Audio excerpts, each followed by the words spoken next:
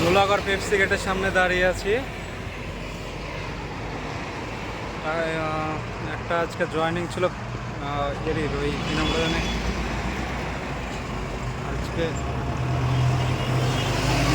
আমাকে একটা ইউটিউব চ্যানেলে আমি যখন ফোনটা করি তখন আমাকে ধুলাগড় বাস স্ট্যান্ডে আসার কথা বলা হয়েছিল। আমি এসেছিলাম এবং আমার সাথে আজকে হয়ে গেছে একটা বিরাট বড় স্ক্যাম। এই মুহূর্তে আমি দাঁড়িয়ে আছি ধুলাগড় বাস স্ট্যান্ডে। এতক্ষণে আর একটু হলে আমি হাতে পা দিয়ে যেতাম, পুরো টাকাটা যেত গা। একের পর এক বিভিন্ন চার্জ অ্যাড করতে থাকছিল। প্রথমে একটা কথা বলছে, আর একটা কথা। এত সুন্দর অর্গানাইজভাবে স্ক্যামটা হচ্ছে, বোঝাই মুশকিল। এত দূর পর্যন্ত পেপসি গেট পর্যন্ত আমাকে নিয়ে আসলো। নিয়ে আসার পর আমাকে এখন বলছে কাজ হবে না। প্রায় আমাকে বলা হয়েছিল 10টার মধ্যে ধুলাগড় বাস স্ট্যান্ডে আসতে। আমি এসেছি 9:30টায়।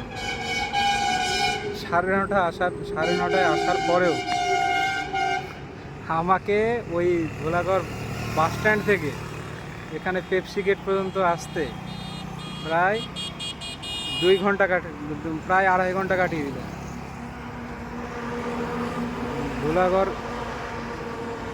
ধুলাগড় বাস স্ট্যান্ড থেকে পেপসি গেট পর্যন্ত আসতে 12:30টা বাজিয়ে দিল। এখন আমি যাচ্ছি ঘুরে। এত সুন্দরভাবে স্ক্যামগুলো অর্গানাইজভাবে হচ্ছে, ওদের কথাবার্তা শুনে ওদের শুনে বোঝা খুব মুশকিল।